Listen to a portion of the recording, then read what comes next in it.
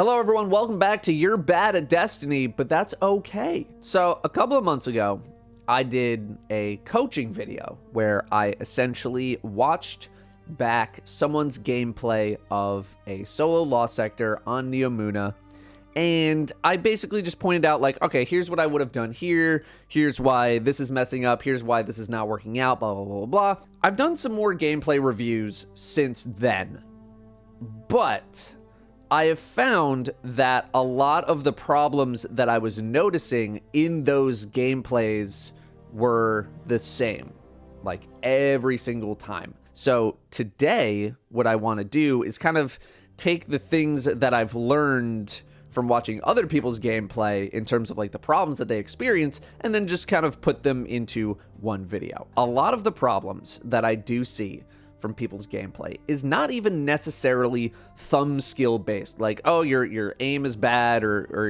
you're not positioning yourself properly. A lot of the gameplay that I have watched is like pretty good, you know, good class ability usage, people finding cover. And the main problems that I've seen from people have almost nothing to do with combat itself or like playing in an encounter itself.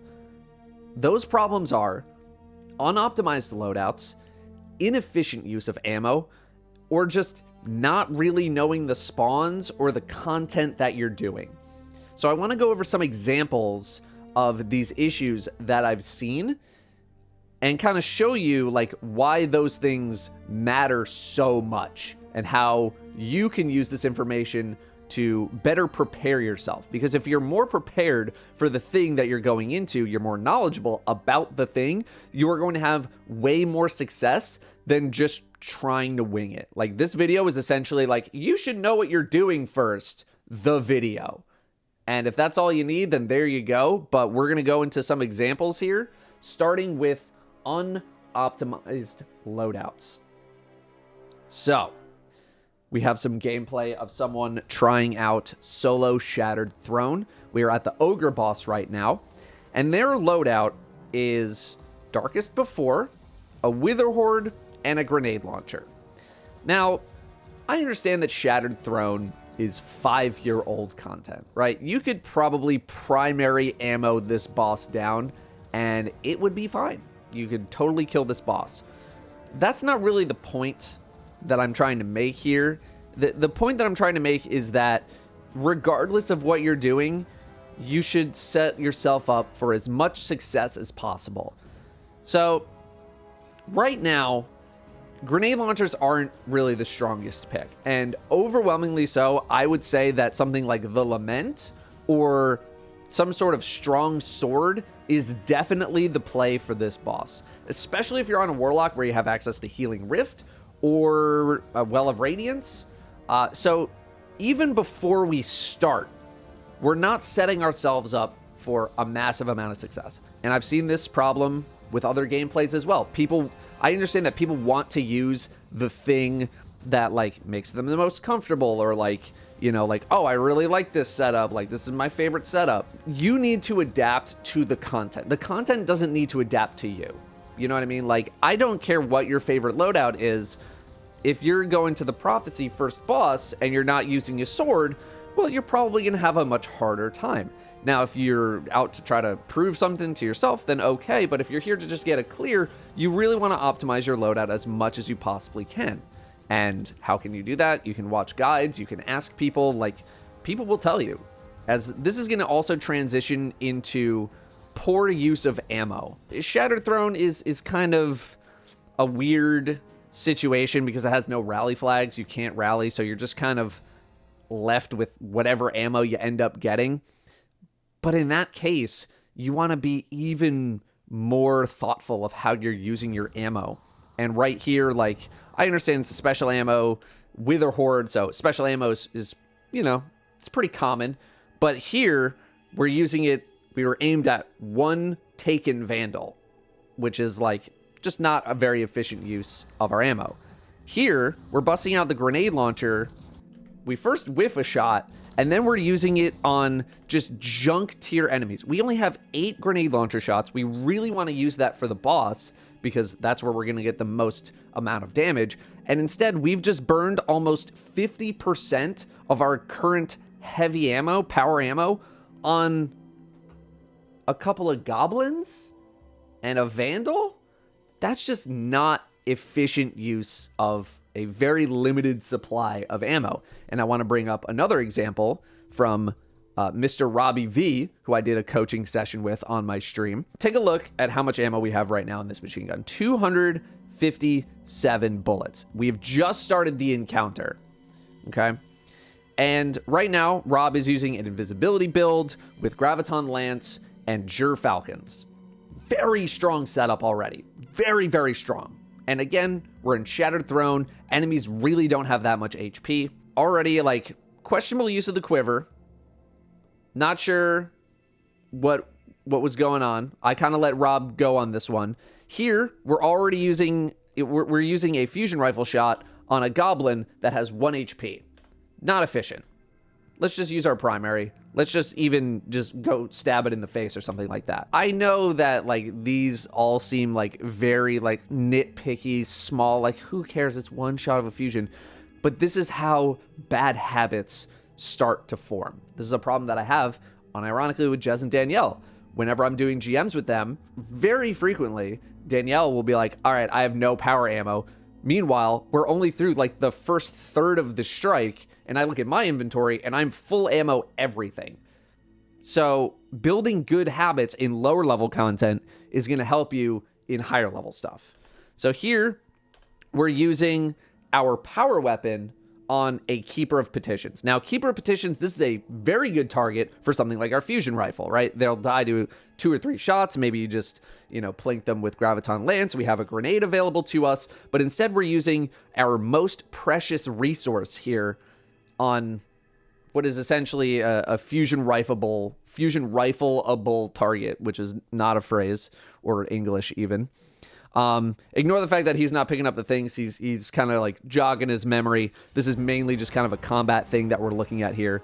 But again, we're burning ammo. We're burning this precious ammo on red bar enemies. We're whiffing a bunch of shots here. Although that was because the ogre was pushing us. But even as we transition to this next section, he's going to break out the machine gun again. We're reloading. I'm just going to speed that up here.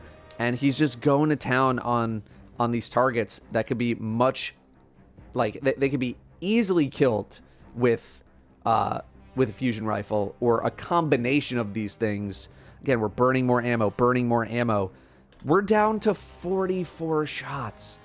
We don't even have the 4th wizard killed.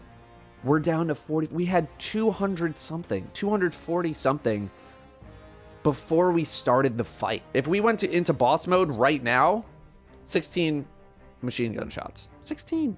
We could have used that 240 to absolutely nuke this boss in one go. And instead, we also have no super because we burned it right at the start.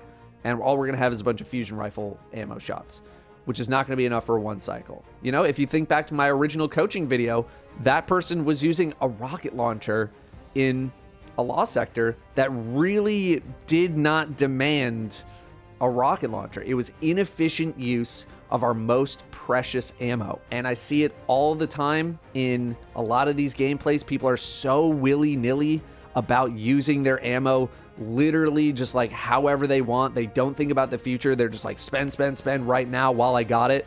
And then they'll finally get to a situation where they need their ammo and they don't have it because they're just using it wherever. After this fight was over, I told Rob, no more power usage until we get to the final boss.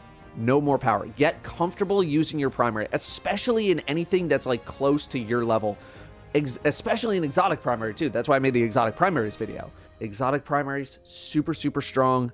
That's what you should be using for red bars. Even in GMs, like I was running Graviton Lance in the Disgraced recently.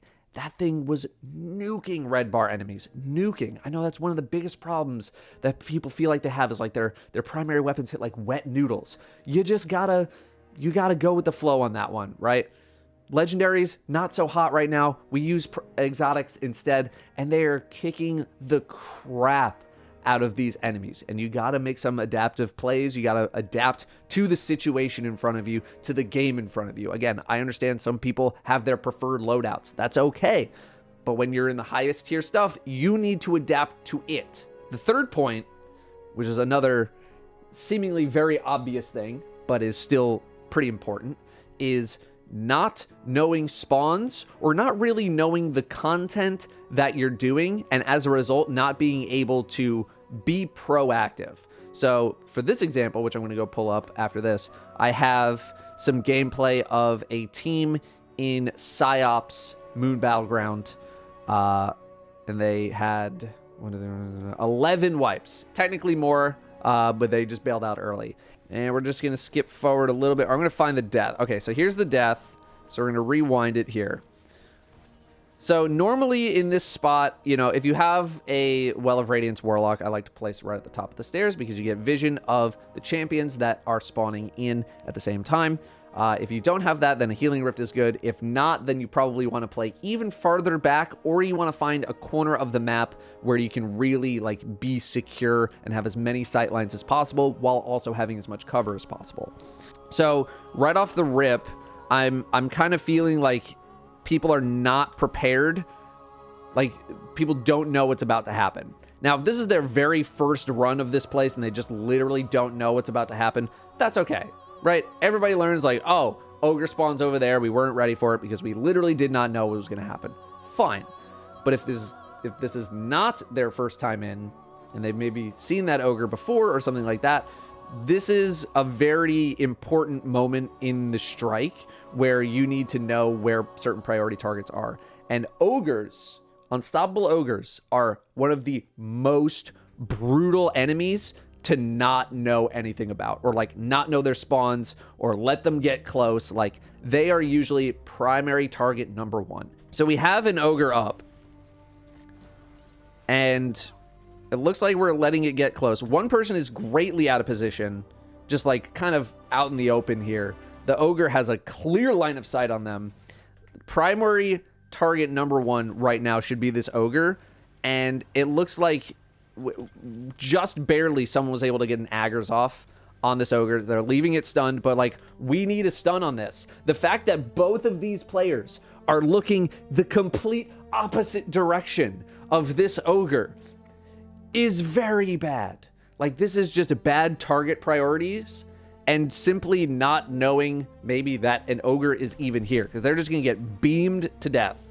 This ogre's gonna run up and you're dead. So this is an example of not knowing what the priority target is, maybe mixed call out, something like that. I understand there's some danger with the acolytes, maybe on this left side, but an ogre is going to kill you way faster than acolytes. So this is example number one, knowing the spawns, knowing your targets, knowing what should take priority and what shouldn't. And this is where we have another ogre spawn in, and this is also where we transition to regular, I think, orange bar ogres spawning into this encounter. I mean, we have one person just in the thick of it right now.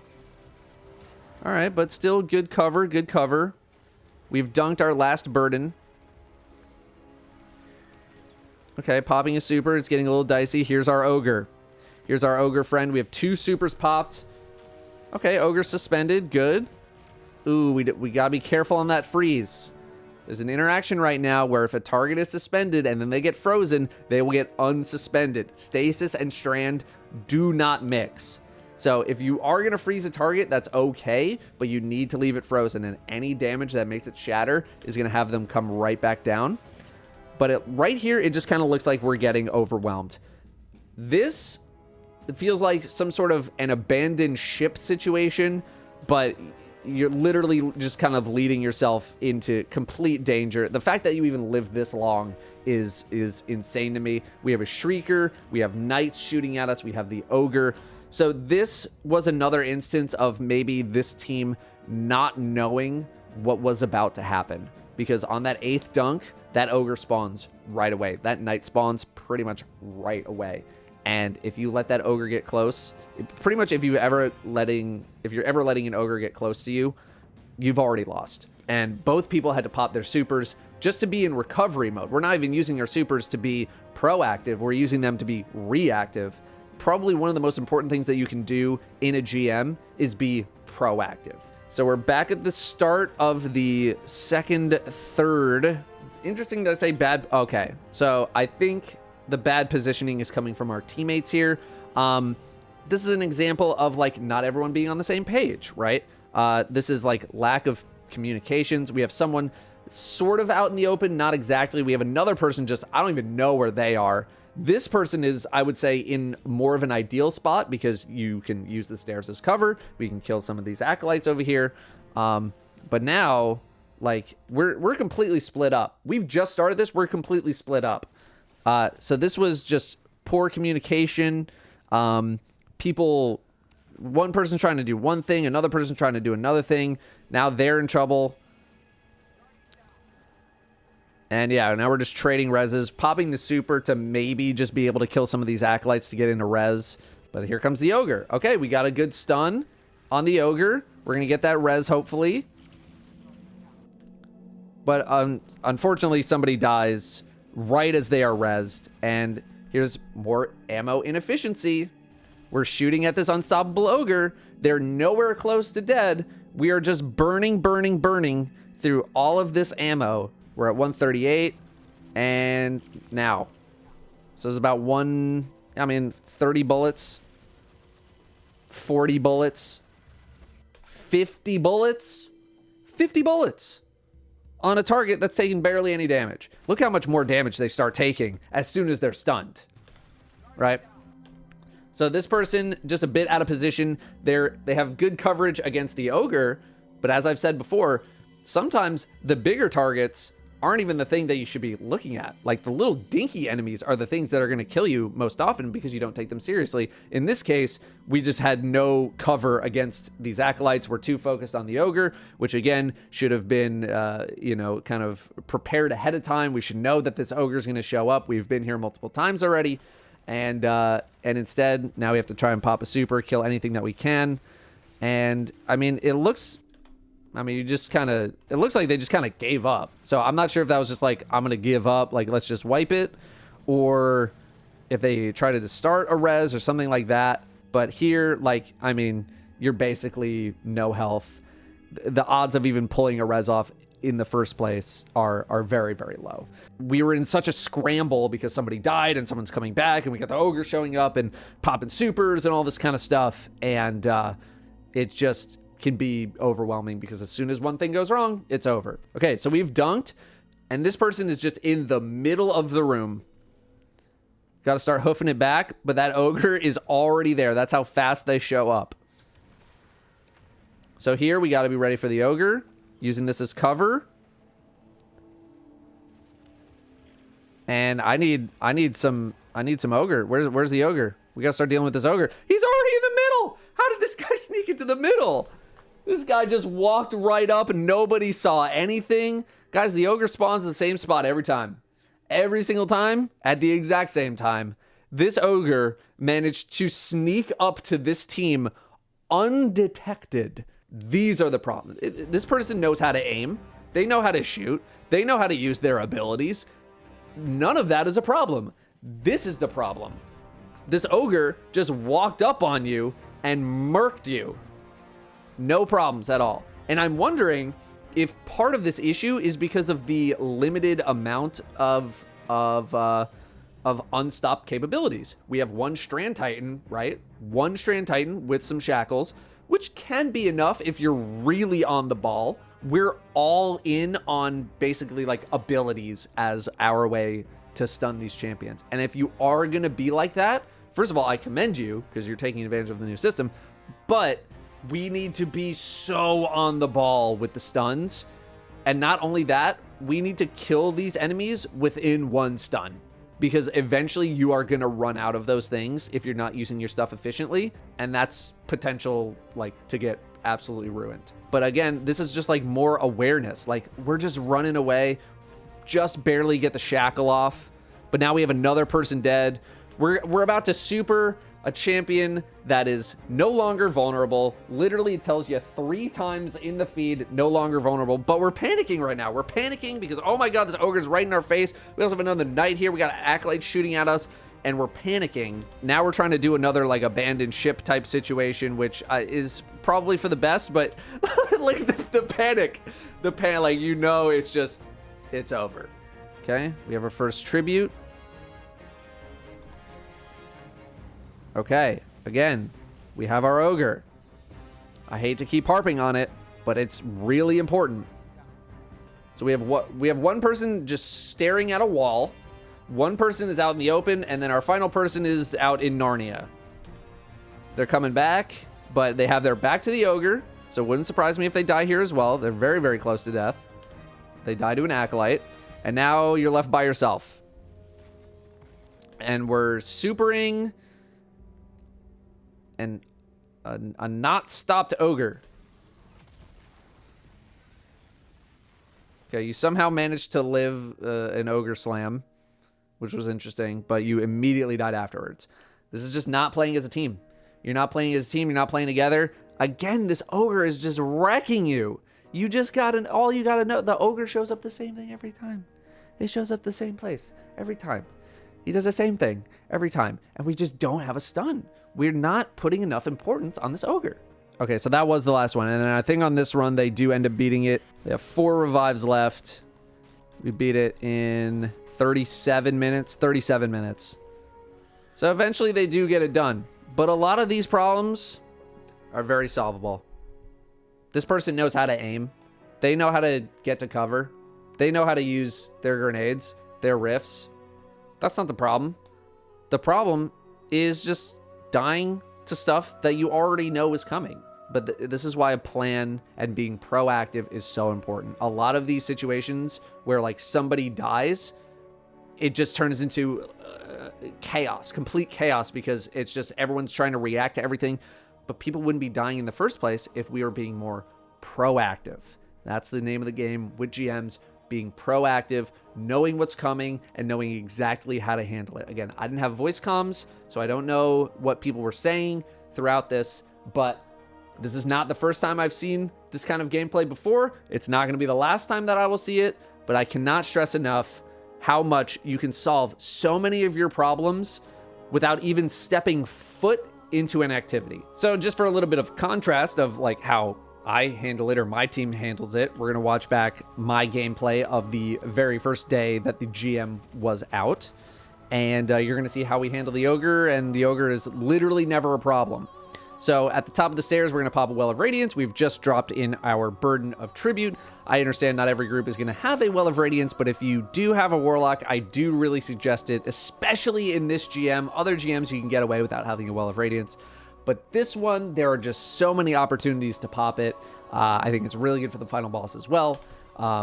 So we pop it at the top of the stairs here. We're able to see everything. It's okay that we're in, basically the open because we have Well of Radiance healing us, and we're probably not going to die very easily. So we see our unstoppable ogre friend. I immediately throw out a grenade. Our priority target is this ogre. We all focus fire, and look how quickly it dies.